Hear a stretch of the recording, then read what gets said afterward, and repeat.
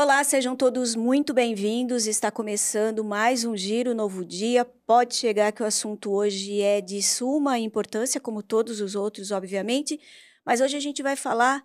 Chegamos em abril, um mês de conscientização, um mês da gente discutir e falar sobre o transtorno de espectro autista, que é o conhecido popularmente como TEA. Mas vamos além, vamos falar sobre uma clínica que existe aqui em Jundiaí e que especificamente trata essa questão. Por isso, eu estou recebendo agora o Eduardo Bani, que é CEO dessa clínica de reabilitação neurofuncional pediátrica. Eduardo, muito bem-vindo, obrigada pela sua participação aqui no nosso giro. Seja bem-vindo. Muito obrigado, eu que agradeço o convite para falar de um assunto tão importante. Exatamente. Vamos falar um pouquinho sobre o surgimento da clínica. Você estava me contando, antes da gente entrar aqui no ar, Sim, sim. que criou-se, iniciou com outra demanda, com uma demanda diferente daquela é hoje. Conta um Sim. pouquinho a história. Sim. Bom, nós somos da clínica Pediatherapies, né, estamos aqui em Jundiaí há 12 anos, e a ideia inicial foi que a gente tem, né, os transtornos gerais do neurodesenvolvimento, e inicialmente, né, pensando há 10 anos atrás, as grandes demandas, pensando em neurofuncional pediátrico, era o pessoal com paralisia cerebral, com síndromes diversas, né, prematuridade e assim por diante. Então a gente começou a nossa clínica com essa demanda, né, atendendo essa população, e ao longo do tempo, né, a gente foi percebendo o aumento, né, da necessidade de um atendimento especializado para o público autista. Então, há mais ou menos 4 anos atrás, a gente abriu uma nova unidade que hoje é especializada só para o tratamento de crianças com TEA.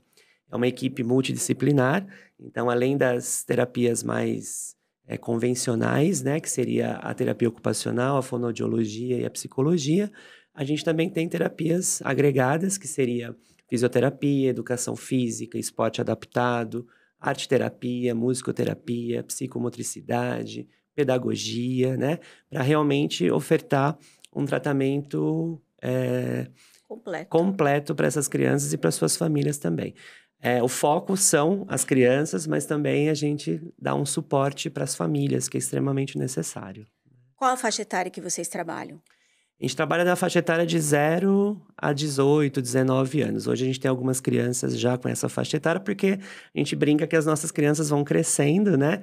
E a gente não vai deixar elas desamparadas. Então, hoje também a gente tem criado projetos, criados terapias específicas para esse público mais jovem também, público adolescente, porque são demandas um pouco diferentes, né? Quando a gente pensa mesmo uma criança com TEA, com 3 aninhos de idade e uma com 15, são demandas diferentes, né? Tanto terapêuticas como de inclusão social, né? De políticas públicas e assim por diante. Por falar nisso, já que nós estamos no mês de abril, que é o mês de conscientização, vamos falar um pouquinho sobre a TEA, né? O TEA.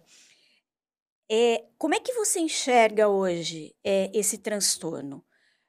Você acha que ainda existe uma banalização, eh, no sentido de que todo mundo tem TEA, ou se demora para diagnosticar? Existe uma falha aí nesse diagnóstico? Como é que vocês enxergam isso? Isso. A questão do diagnóstico hoje é uma questão muito discutida, né? Porque existem algumas linhas aí que a ciência traz, né?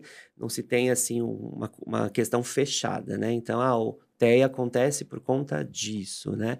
Hoje a gente sabe que é um conjunto de fatores, né? Tanto é que a gente fala que a etiologia, ela é multifatorial. Ou seja, a base de tudo isso é uma condição genética, então hoje já se sabe de uma forma mais sólida na ciência que a base do TEA é genético, né? E além disso, a gente tem fatores ambientais que podem influenciar isso. Como assim? Então, assim, você pode ter um gene, né, vamos dizer assim, defeituoso, e a hora que esse gene se encontra com outro, né, na questão da concepção entre o esposo e a esposa, enfim, isso pode gerar, né, uma alteração genética importante que vai causar todo o quadro clínico que a gente conhece do TEA. E a gente sabe também hoje que várias condições podem levar a essas disfunções genéticas. Então, por exemplo, hoje a gente sabe que os casais têm uma tendência a ter filhos um pouco mais velhos, né? E isso não é só a questão mulher, é a questão homem também, né? Então, isso pode causar defeitos, desde o espermatozoide até a condição genética. A gente tem aí fatores alimentares, né? Então, uso de agrotóxicos, até mesmo toxicidades no ar, né? Poluição. Então, tudo isso hoje a ciência vai relatando, né? Não se tem, como eu falei, um pacote assim fechado de, olha, é exatamente isso. Mas se fala muito em vários fatores agregados que podem estar contribuindo para esse aumento do TEA. Além disso, por exemplo, recentemente saiu um estudo, né, nos Estados Unidos que hoje é mais ou menos uma proporção de 36 nascimentos para uma criança com TEA. Isso, estatisticamente, é muito alto, né? E é uma curva que vem subindo cada vez mais, né? Aqui no Brasil, a gente ainda é um pouco pobre no sentido de estatísticas, de levantamentos, né? Enfim. Mas a gente pode, né, transcender essa informação para a população mundial de uma forma geral. E aí também vem a questão da melhora realmente do diagnóstico, né? Do processo de avaliação. Então, antigamente, isso era bastante falho, né? Não existiam ferramentas. Ferramentas que a gente diz protocolos, avaliações padronizadas, reconhecidas cientificamente, que conseguiam captar, né? Principalmente a população que tem uma condição mais leve, né? Vamos supor, nível de suporte 1. Então, por isso também que hoje, né, se fala muito no diagnóstico tardio de adultos, inclusive, né? Aquela pessoa viveu a vida toda e hoje ela foi diagnosticada com TEA. Porque provavelmente ela tinha uns sintomas leves e que não foram levados em consideração nunca e ela levou a vida dela inteira, né, com essas dificuldades, né, muitas vezes.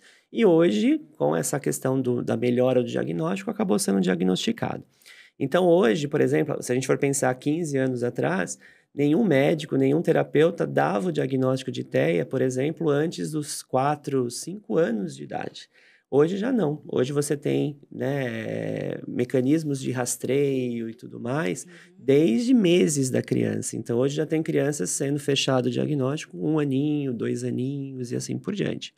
Isso é bom, porque assim, essas crianças têm a oportunidade de irem para um serviço de terapia mais precocemente, e isso faz toda a diferença, né?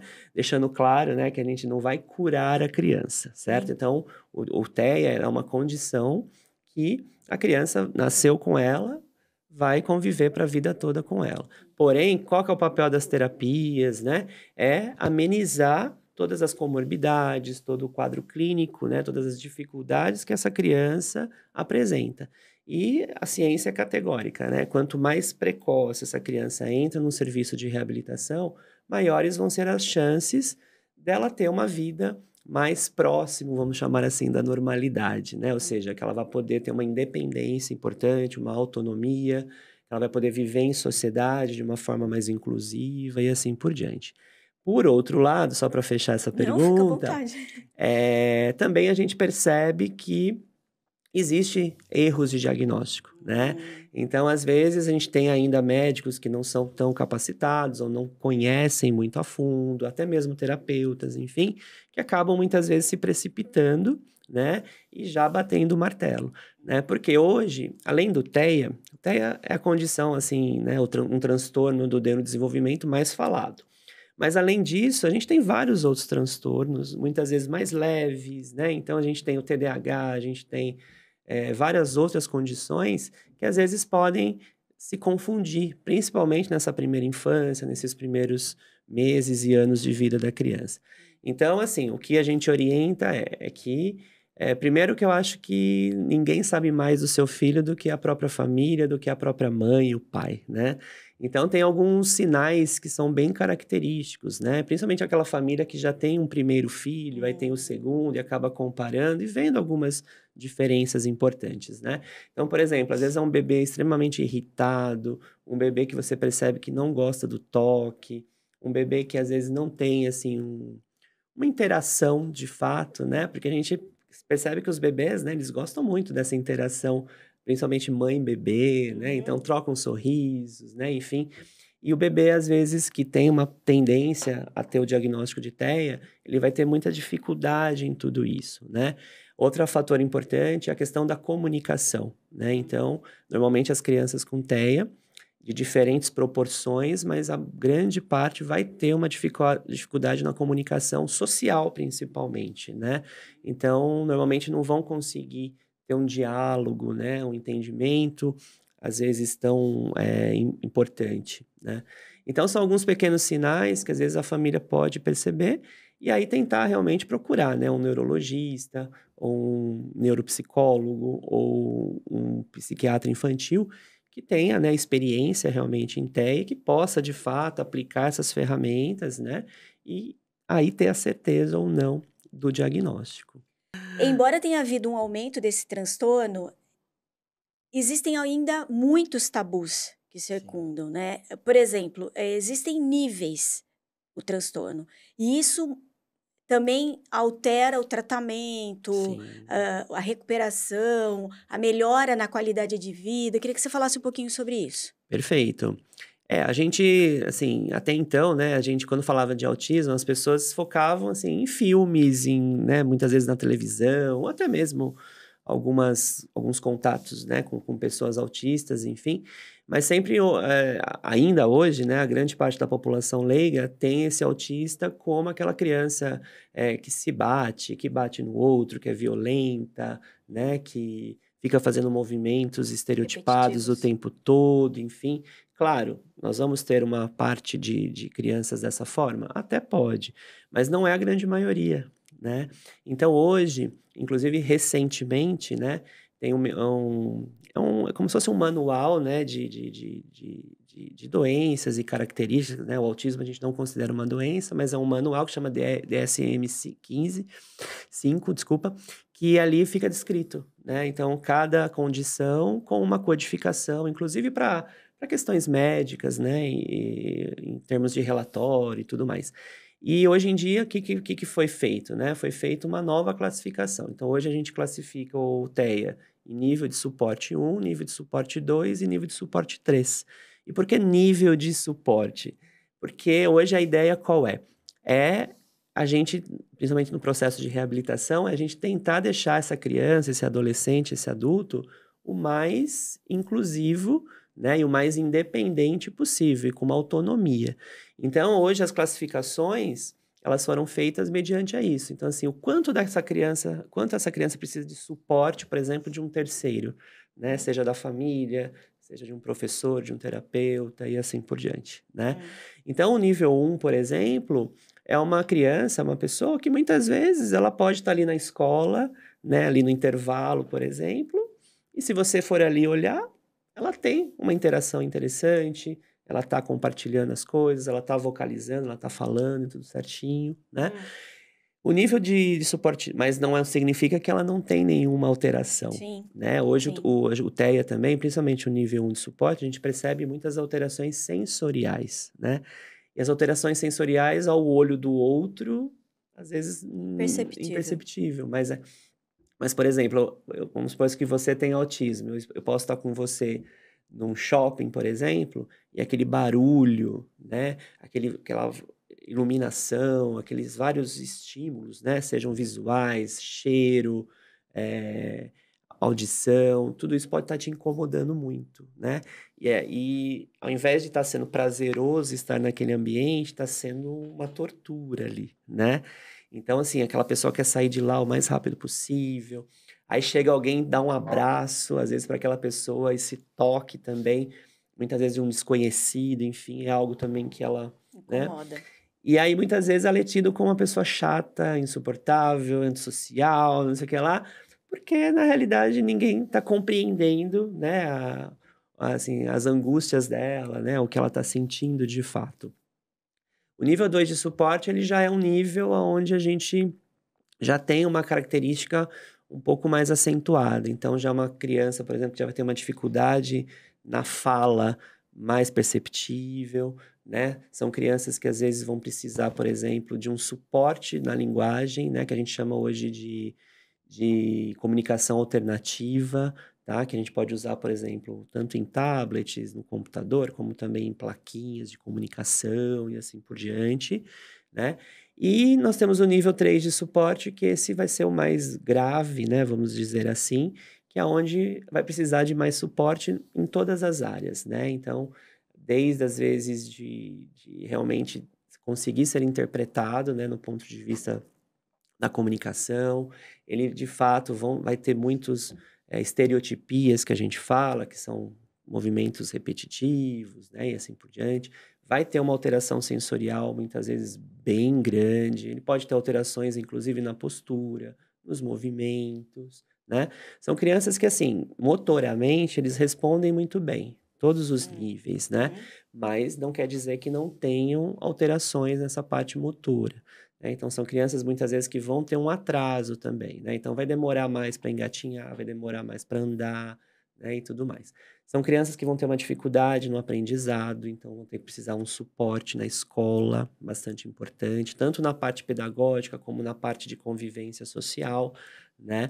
Por isso também que a gente fala que hoje é importante, a gente chama de atendente terapêutico, né? Então, são terapeutas que muitas vezes acompanham esse paciente nos ambientes naturais que a gente fala, né? Porque a gente percebe que muitas vezes não é suficiente só um atendimento de qualidade no ambiente clínico, né? Mas a gente precisa que essa criança também receba esse atendimento no ambiente natural. Então, muitas vezes, essa profissional, ela acompanha a criança tanto na escola e também, muitas vezes, na própria casa, né? Não é uma coisa padronizada para todos, né? A gente personaliza, né? A gente vê direitinho qual é a demanda de cada paciente, mas é algo que, principalmente para esses pacientes de nível 3, é algo que ajuda muito nesse processo de inclusão, né? Tanto socialmente, né? Quando essa família vai sair, né? Vai para um shopping, vai para algum lugar, como na escola também. Fazendo-se valer, então, da importância desse mês de abril para o TEA, vocês estão aí organizando alguns eventos. Vamos começar falando do piquenique, 7 de abril, é isso? Isso, Como é que vai perfeito. ser? Qual que é o objetivo desse evento? Então, como a nossa conversa toda aqui, a gente quer o quê? Que as nossas crianças, tudo bem, elas têm um atendimento de qualidade, sim. Mas daí o quê? O que que é um atendimento de qualidade?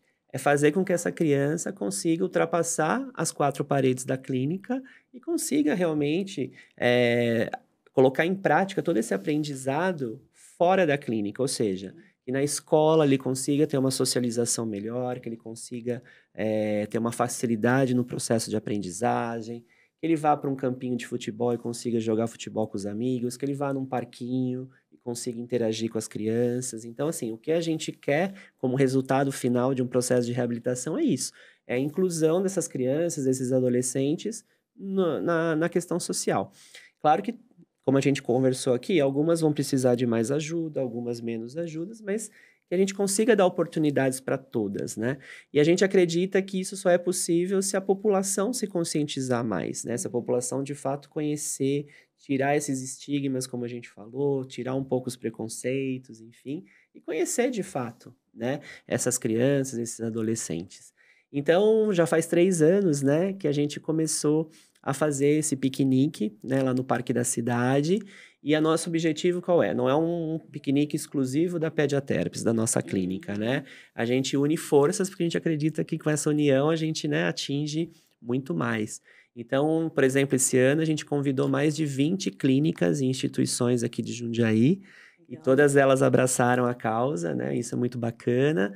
E aí nós fizemos já uma reunião, montamos uma programação bem bacana e todas as clínicas daí convidam, né, as suas famílias, os seus pacientes a estarem participando.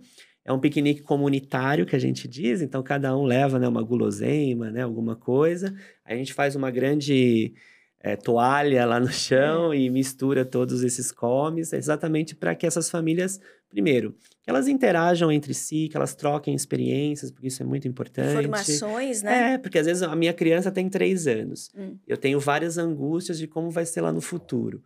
Aí, às vezes, o seu filho já tem 8, então você já passou por muita coisa que você pode, né, orientar aquela família, né, ter uma troca, né? Então, isso é muito legal.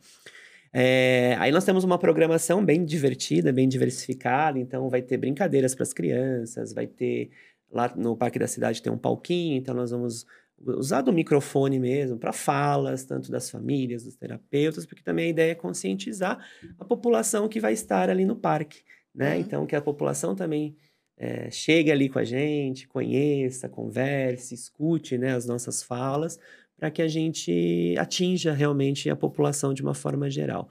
E a outra que eu acho que, assim, essas crianças, né, cada vez mais, então, como a gente começou a nossa conversa, se eu fosse pensar 12, 15, 20 anos atrás, a maior parte das famílias de crianças deficientes, não só o TEA, como as outras demandas, elas acabavam ficando mais em casa, né? Porque elas sabiam que se ela vai em algum lugar, ou ela vai ser discriminada, ela vai sofrer um bullying, ou vai ter uma escada que ela não vai conseguir subir. Então, assim, uma série de dificuldades que faziam com que essas famílias ficassem mais restritas, né?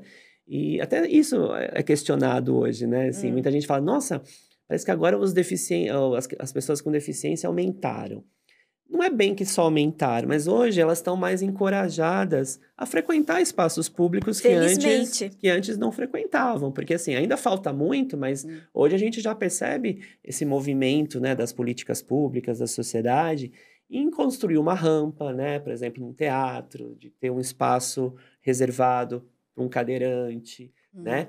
Inclusive para os TEAs hoje em dia, o que está acontecendo? Não sei se as pessoas acompanham um pouquinho, mas, por exemplo, os aeroportos estão começando a fazer salas específicas de acomodação sensorial, porque, como a gente falou, esses lugares públicos, a pessoa ela quer frequentar, ou às vezes precisa frequentar, que é o caso de um aeroporto, mas ela chega lá, ela fica naquela angústia, naquela desregulagem, naquele incômodo. Então, essas salas são para essa pessoa ir para essa sala, que é uma sala, a gente pode dizer uma sala de relaxamento, né? É uma sala onde vai ter ali materiais, vão ter equipamentos que vão tentar deixar ela mais regulada, mais tranquila, para que ela possa sair e continuar, sei lá, assistir um show, tá numa festa, por exemplo, a festa da uva aqui de Jundiaí, enfim, e tudo isso.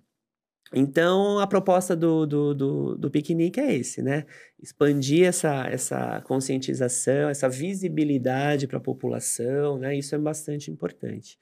Então, a gente espera aí um grande público, espero que no dia tenha um sol maravilhoso, né? Terá. E vai ser muito bacana. Falando dos TEAs, qual que é, já que vocês cuidam dessa parcela da população, qual é a grande dificuldade que eles ainda sofrem? É a acessibilidade? É o ambiente escolar? É a inclusão? Como é que vocês enxergam a vida dessas pessoas hoje? É ótima pergunta, porque a gente vê uma diferença importante, né? Então, por exemplo, quando você fala numa criança com paralisia cerebral, que ela é cadeirante, então, vamos incluí-la na escola, né? Então, a primeira coisa que se pensa é, tem rampa, tem acessibilidade, o banheiro é adaptado, né? Como é que é? Porque o foco acaba sendo muito a questão motora, porque é algo muito mais impactante e visível, né? Essa criança, ela pode ou não, né, ter alguma questão cognitiva associada ou não. E aí, no segundo momento, vem a questão do planejamento pedagógico, de fato. Então, até que ponto ela vai conseguir acompanhar, né, tanto a explicação do professor, o acompanhamento pedagógico. Muitas crianças também são estereotipadas, ou seja, ela pode ser cadeirante, ela pode ter uma dificuldade motora, mas não necessariamente ter uma alteração cognitiva, ela pode conseguir Sim. acompanhar super bem. Talvez ela precise de uma adaptação, porque ela não vai conseguir escrever, então, sei lá, a prova dela tem que ser oral, né? Então, algumas adaptações específicas. Quando a gente fala no TEA, isso também vale para espaços públicos, né, para a sociedade de uma forma geral. Quando a gente fala do TEA, principalmente esses que a gente comentou, que é o nível de suporte 1, que são os mais leves, é uma criança que vai chegar na escola andando, vai cumprimentar os amigos, né? Então, assim, é aquela coisa que não é tão visível. Então, só que depois, com o passar do tempo, né, o professor vai percebendo que, por exemplo, a sala começa a ficar aquela bagunça, né, que é natural aí da idade, às vezes. É algo que pode impactar ele muito grande, de uma forma muito intensa, né? Então, assim, ele precisa sair da sala. Aí, de repente, você vê aquele adolescente ou aquela criança saindo correndo da sala e querendo sair de qualquer forma. Para as pessoas que às vezes não conhecem, vai dizer, nossa, que menino sem educação, saiu sem avisar a professora, sabe assim? Então, ele acaba tomando, às vezes, algumas atitudes, eles têm algumas formas de se expressar que muitas vezes não são compreendidas, né? Aí eles são chamados de sem educação, de antissociais, como Agressivos, agressivos às vezes, e né? tudo Por mais. quê? E não é que ele está sendo agressivo porque ele é uma criança ruim, não. Às vezes é a forma como ele reage, né? Ele é reativo a uma situação ali que está incomodando ele, né? Então eu percebo que, por exemplo, pensando em escola, isso, né? A gente tem muito contato com as escolas, porque a gente acaba fazendo esse intermédio também, né? Então, por exemplo, a nossa psicopedagoga vai até a escola, ajuda no processo de adaptação, que a gente chama de PEI, né? Que é um programa especializado, né? Para aquela criança, né? E aí a gente escuta, né? Da professora, do coordenador, da direção, que realmente, assim, a dificuldade maior deles é com as crianças com TEA, né? Porque aí envolve a questão cognitiva, a questão social, né? Envolve muitas coisas que eles não sabem lidar. E a gente também não julga, porque, assim, não faz parte. Eu espero que a partir de agora, né? Inclusive, os, a formação dos profissionais, elas mudem um pouco, né? Porque, por exemplo, principalmente na área educacional, até então nunca se falava, né, na formação do professor, do pedagogo, não se incluía a TEA, né? Ou às vezes é aquela disciplina de pouquinhas horas que é só aquela pincelada e se vira. E como a gente falou no começo da conversa, pelas estimativas, vai ser muito difícil daqui a alguns anos uma escola não ter ninguém com TEA. Até mesmo, às vezes, uma classe de aula vai ter alguém com TEA. Então, assim, tanto a gestão escolar como os professores, eles vão ter que correr atrás, né? Então, assim, muitas mães, isso a gente vê na clínica, né? A maior angústia das famílias é a escola. Eu imagino. Porque é aquele momento que o filho vai estar longe e é o momento que ele vai estar mais exposto ao bullying, ao tirar sarro, às dificuldades e assim por diante, né? Porque normalmente na parte social a família tá ali junto, né? Sim. E tudo mais. Então, eu acho que ainda, mais uma vez frisando, né? Eu acho que às vezes as coisas não acontecem por maldade. E num estalar de dedos também, né? Acontecem pela desinformação, né? Isso é sério. Então, por isso que a gente tem esse propósito, né, de fazer muitas coisas para a sociedade também, visando isso, né, visando essa conscientização maior. E por isso que a gente fez questão de trazer o Eduardo aqui para falar muito sobre isso. Eu espero que agora no mês de abril possamos falar ainda mais. E por falar em informar, vocês estão programando um simpósio também. Isso. Dia 19 de abril. Vamos falar um pouquinho sobre ele. Vamos. Tem um público específico a ser direcionado? Sim, sim. Então, o simpósio, para quem não sabe, assim, né, é um dia, 2 dias, onde a gente reúne, né, grandes profissionais para não digo aula, né, mas um bate-papo, uma troca de experiências, né, para a gente até mesmo entender um pouco mais sobre o assunto e trazer principalmente, assim, atualidades, né, o que tem de mais, assim, recente, o que tem de mais atual no cenário do TEA. Então, a gente está organizando, vai ser no dia 19 e 20 de abril agora, uma sexta-noite e um sábado, o dia todo. Vai ser ali no Hotel Quality, que é ali próximo do Carrefour.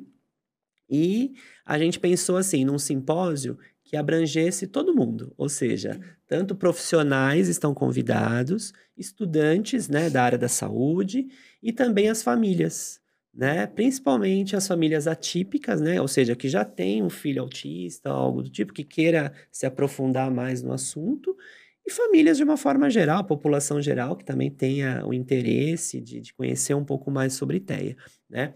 Então, nesse simpósio, a gente vai trazer grandes profissionais a nível de Brasil, né? Assim, profissionais assim, que são, vamos dizer assim, os experts nas suas áreas.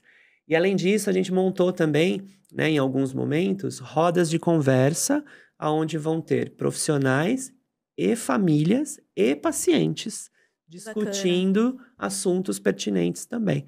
Porque também a gente percebe isso, né? Antigamente, os congressos, os simpósios, eles eram feitos só de profissionais.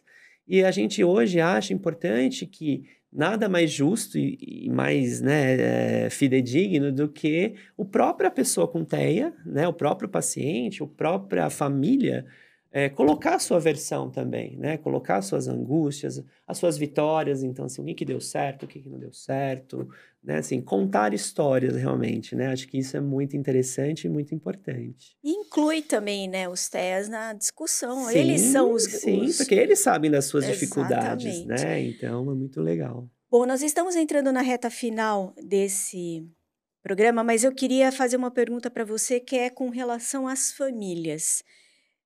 Queria saber como é que vocês acolhem essas famílias, qual é o serviço que vocês oferecem, como é que vocês enxergam o papel da família diante de um filho autista ou de um parente autista. Sim, perfeito também, né? Primeiro que as famílias, normalmente, né, quando recebem o diagnóstico, né, e tudo mais, porque, por exemplo, rapidamente, é diferente também de outras condições, né? Sim. Então, por exemplo, quando você fala numa síndrome de Down, inclusive, né, o mês passado foi comemorado o Dia Mundial, já na própria gestação, né, através do programa de pré-natal, você já descobre. Então, eu não sei te afirmar se isso é bom ou ruim, né, descobrir antes, enfim. Mas você tem um preparo, você já vai, assim, ganhar aquele bebê já sabendo que ele vai ser um bebê com uma condição diferente. Normalmente no TEA você não tem ainda isso, né? Então, normalmente o TEA você vai ter uma gestação muitas vezes tranquila, né? Você vai ter um parto muitas vezes tranquilo, você vai levar o seu bebê para sua casa e com o passar do desenvolvimento vai se tendo aquelas percepções que a gente conversou e pode-se chegar num diagnóstico. Então a gente percebe que é uma dor muito grande, né, ao receber esse diagnóstico, porque ainda quando você fala autismo, né, você fala TEA, é algo pesado, impactante, enfim, né. E aí essas famílias, né, começam a procurar ajuda e todo o foco vai para a criança. E não que isso não seja importante, com certeza.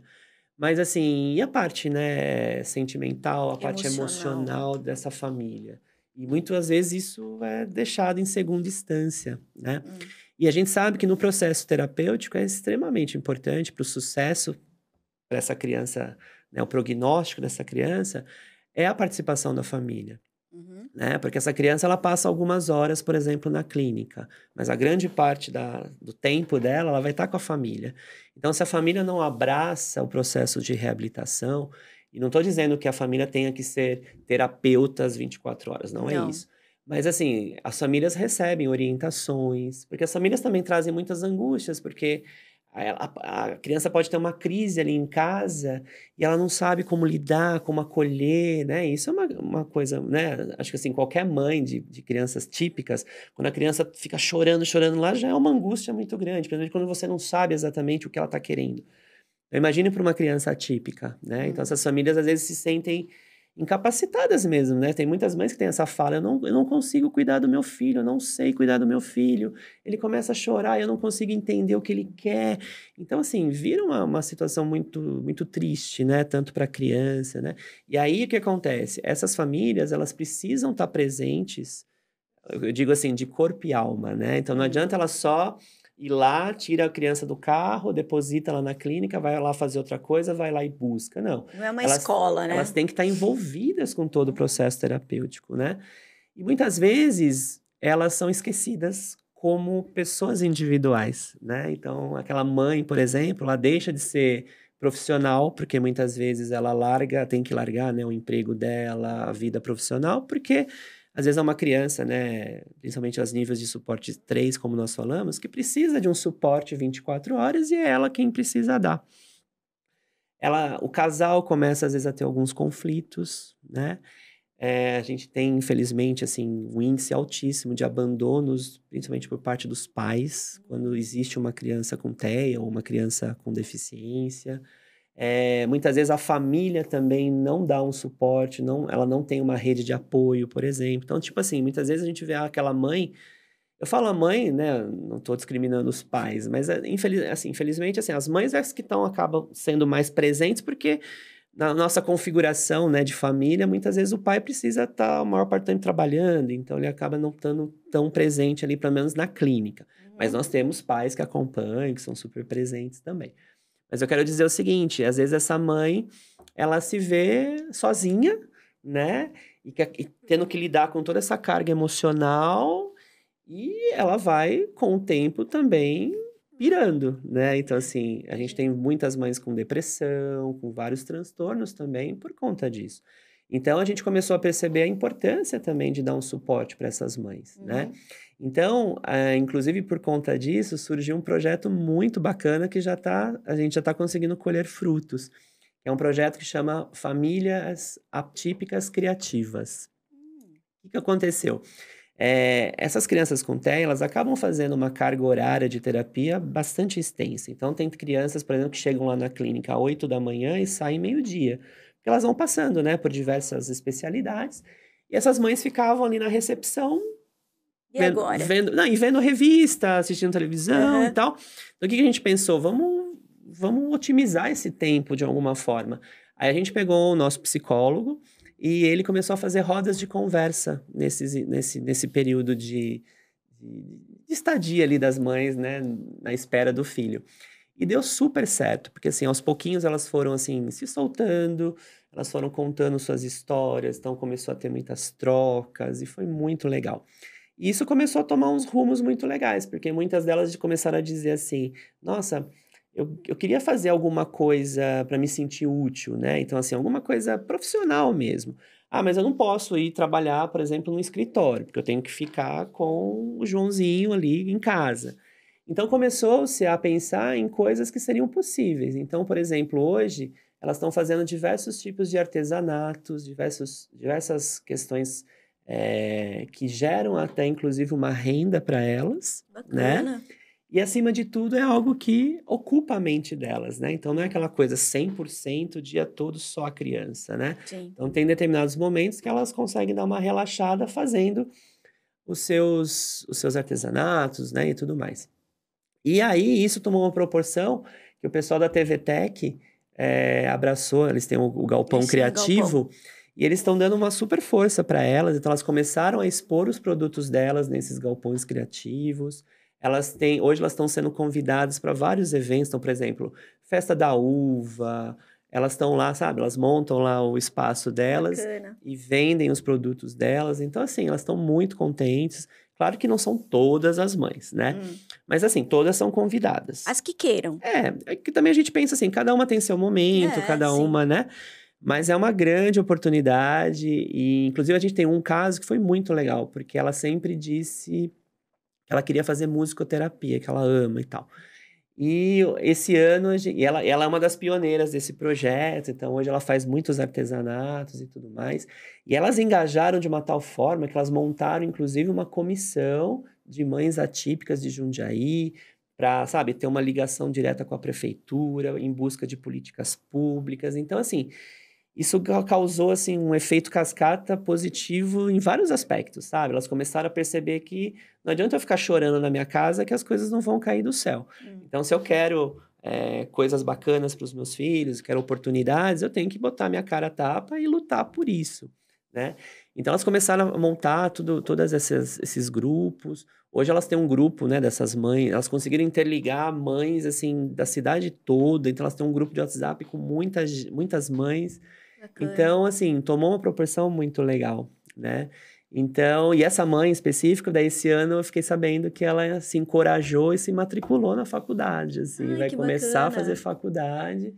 Então, assim, é muito gostoso ver isso, né? Porque você vê que a gente não está reabilitando só a criança, a gente tem que reabilitar a família como um todo, O meio onde né? ela convive, né? Exatamente, para a gente tem alguns problemas, às vezes, com o irmão, né? Porque, assim, o irmão de uma criança com TEA, às vezes ele se sente excluído, porque assim, nossa, meu pai e minha mãe tem que dar uma atenção 24 horas pro meu irmão, e não sobra tempo para mim, que não sei o que tem, né? Então, a gente tá agora também tentando fazer um braço aí para outros componentes familiares que a gente vê também que precisam de uma atenção importante, né? E no final do ano foi muito legal também que elas conseguiram até escrever uma música, né? Porque no final do ano a gente faz como fechamento do ano, né? A gente faz um festival de música e dança, né? Então as crianças apresentam, né? E tudo mais. E aí tivemos uma apresentação delas, como se fosse um coral, né? Cantando essas músicas. Tem algumas mães que tocam violão e tal. E foi super bonito, porque a letra foi criada por elas e tudo mais. E agora elas estão sendo convidadas até para ir em alguns eventos para cantar essa música Olha e que tudo legal. mais. Ganhou Então, proporções inimagináveis, né? foi. Mas acima de tudo, assim, ver elas contentes, né, felizes, Uhum. mais assim, eu sinto que elas, assim, tomaram posse de si novamente, né? Porque elas estavam meio que, assim, A deriva. eu não tenho uma vida, né? A minha vida é exclusivamente o meu filho, né? E agora eu percebo que elas começaram a ter sonhos delas, né? Não é só o sonho do filho, não que não seja importante. Mas elas precisam continuar tendo a individualidade delas, Claro, né? até para cuidar de, né, Exatamente, perfeitamente bem exatamente. da Então, inclusive, criança. elas fazem super parte da montagem desses projetos. Então, Legal. elas também nos ajudam a montar o piquenique, a pensar o que seria, o que é legal colocar, o que não é. No simpósio, como eu falei, né, que vão ter essas rodas de conversa, muitas delas vão estar presentes também para falar suas experiências, e elas vão estar cantando lá no Ai, simpósio que também, no bonitinhas. encerramento. Bom, Eduardo, eu quero muito agradecer, adorei a conversa. Eu acho que quando a gente fala de transtorno do espectro autista, nós estamos ainda caminhando. Nós que estamos aqui do lado de cá, então nem se fala porque a gente às vezes até comete equívocos na forma como a gente fala sobre o assunto. E se eu cometi algum erro aqui, eu já de antemão peço perdão, porque a gente está num momento de desconstrução para a gente poder caminhar no sentido de poder ajudar a tornar esse assunto normal. Sim, Precisamos falar sobre vários assuntos e o TEA é um deles. É, lembrando que aqui o Novo Dia está com as portas abertas para que você volte em outras ocasiões, de repente trazendo uma dessas mães para que a gente volte a falar perfeito. sobre esse assunto. E lembrando, né, tem 2 eventos aí, o piquenique no dia 7 de abril, que acontece no Parque da No Parque da Cidade. Cidade, Tá. isso. E o primeiro simpósio TEA, que também acontece 19 e 20 de abril no Hotel Quality. Muito obrigada. Eu que agradeço, obrigado pelo espaço. Acho que é um assunto, como você mesmo disse, ainda muito novo, até Uhum. mesmo para nós que lidamos com isso o dia inteiro, porque cada dia surge algo diferente, algo novo. Então, né, os estudos são extremamente importantes, mas acima de tudo, eu acho que é transformar esse assunto um pouco mais leve, né? E dar oportunidades, né? Tanto para essas famílias quanto para esses pacientes, e transmitindo, né, informação para que a sociedade os acolha, né, cada vez mais da melhor forma possível. E quem se interessar para o simpósio, as inscrições são feitas pelas nossas páginas do Instagram, né? Tá. Então lá tem um linkzinho na A gente vai bio. deixar no GC, tá? Isso, Para vocês isso, poderem tá? se E vai ser um orientar. prazer aí quem quiser participar.